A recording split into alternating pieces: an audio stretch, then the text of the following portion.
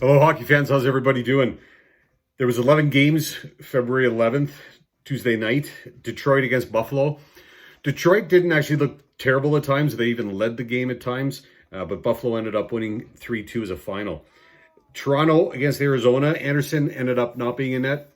Toronto had their newly acquired goaltender Campbell in net, who actually looked really good. He made some great stops. I watched a little over a period of that game, and Toronto looked good. And Campbell looked like he was going to be a good fit. Some good support to their goaltending. Nice win for Toronto, 3-2 in overtime. Florida ended up beating New Jersey 5-3. Islanders strong at home over Philly 5-3. Tampa and Pittsburgh. I really thought Pittsburgh had Tampa, and I thought they were going to win the game, but Tampa, 8-game winning streak now. They won 2-1 in overtime.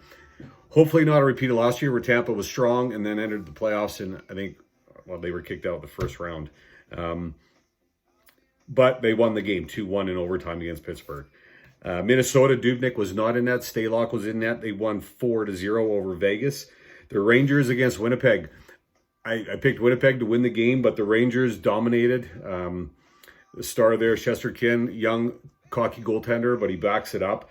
I also really liked watching, because I watched a bit of that game as well, and I really liked the way the Rangers, I mean, they were playing fast, and whenever they were in Winnipeg zone, I mean, always moving around, always, giving whoever has a puck opportunities. And I think that was their, part of their success against Winnipeg, that along with their goaltending, and yeah, they dominated. They won 4-1. Anyway, Dallas won 4-1 over Carolina. Colorado 3-0 over Ottawa. Edmonton, Chicago. Edmonton won 5-3. First 25 minutes of that game, exciting, 7 goals, and then nothing till the end of the game where there was an empty netter. Some good goaltending by Smith. Koskinen was supposed to be in net. He was probable, but they put Smith in net. But yeah, good win for Edmonton. Then game 11, St. Louis against Anaheim.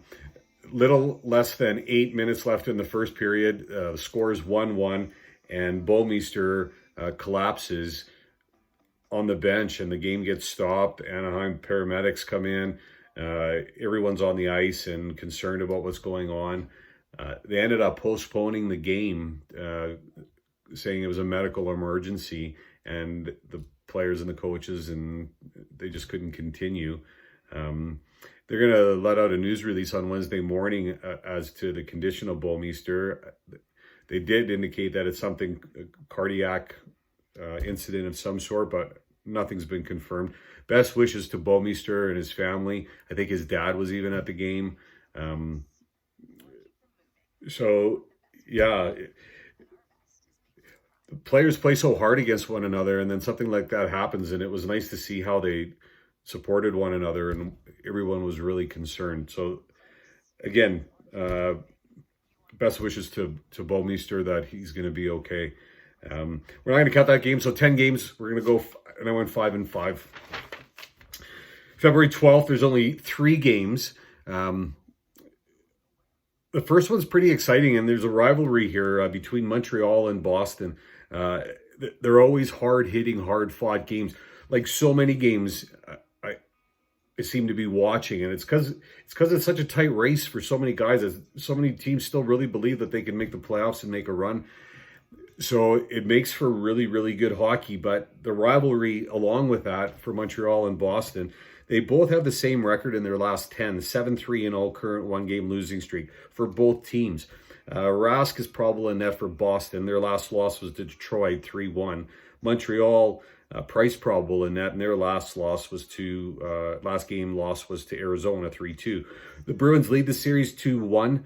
Canadians won 5-4 in November. The Bruins won 8-1 in November, and then again 3-1 in December. I think Boston has a couple things they need to figure out. I mean, they lost against Detroit 3-1. I know they're a crazy strong home team, but I'm going to pick Montreal to go into Boston and win. Montreal to beat Boston. On to game 2, Calgary against the LA Kings. LA Kings on a current 5-game losing streak. They're 1-8-1. Peterson, who hasn't had a lot of exposure, is playing. I am looking forward to watching a bit of that game just to watch him and see how he does. Their last loss was to New Jersey, 3-0. Calgary being 4-5-1 with a current 2-game winning streak. Riddick probable in net for Calgary. Their last win was against San Jose 6-2 when Tkachuk had that crazy between the legs goal.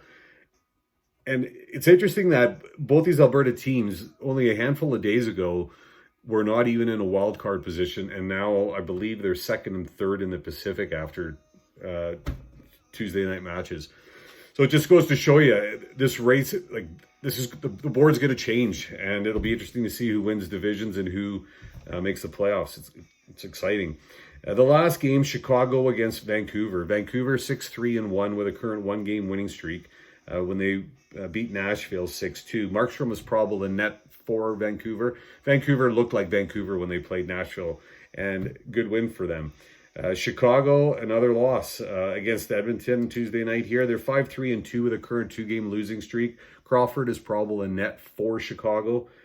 Season series is tied 1-1. Blackhawks won 5-2 in November, and then the Canucks in January won 7-5.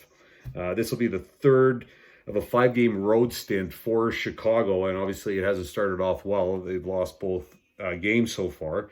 This is the last time these teams are going to play each other for the regular season. I like Chicago. I like both these teams, but I seem to have an underdog theme going today, so I'm going to stick with that. I'm going to go Chicago to beat Vancouver and Vancouver. So Montreal to beat Boston, the LA Kings to beat Calgary, and Chicago to beat Vancouver. We'll see if we can go 3 for 3. Hope everyone is doing great. Good luck with your picks, and thanks for watching.